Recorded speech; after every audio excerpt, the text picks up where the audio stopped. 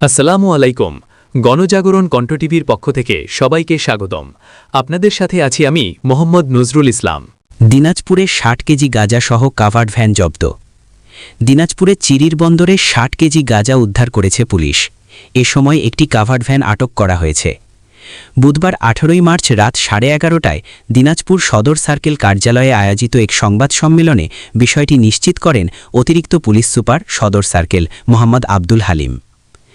সংবাদ সম্মেলনে অতিরিক্ত পুলিশ সুপার সদর সার্কেল মোহাম্মদ আব্দুল হালিম বলেন, বুধবার সকাল 9:45টায় গোপন সংবাদের ভিত্তিতে চিরির বন্দর থানা পুলিশের একটি দল মাঝিনা এলাকার চিবুক মন্দিরগামী সড়কে অভিযান পরিচালনা করে। এ সময় একটি কাভার্ড ভ্যান চট্ট মেট্রো ড 11-24-15 চিরির বন্দরের দিকে না গিয়ে বৈদেশিশিরহাটগামী সড়কের দিকে পালিয়ে যায়।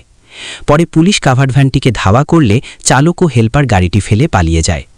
পরে কাভার্ড ভ্যান তল্লাশি করে ৩টি বস্তায় ৬০ কেজি গাঁজা উদ্ধার করা হয়, যার আনুমানিক মূল্য ১৮ লাখ টাকা। তিনি আরও জানান, কাভার্ড ভ্যানটি জব্দ করা হয়েছে, তবে গাড়ির চালককে এখনও গ্রেফতার করা সম্ভব হয়নি। তাকে গ্রেফতারের লক্ষ্যে অভিযান অব্যাহত রয়েছে এবং আশা করা হচ্ছে খুব শিগগিরই তাকে আটক করা যাবে। আসন্ন ঈদকে কেন্দ্র করে যাতে মাদকদ্রব্যের বিস্তার না ঘটে সেজন্য নিয়মিত অভিযান পরিচালনা করা হবে। এই ঘটনায় মাদকদ্রব্য নিয়ন্ত্রণ আইনে একটি মামলা দায়ের করা হয়েছে।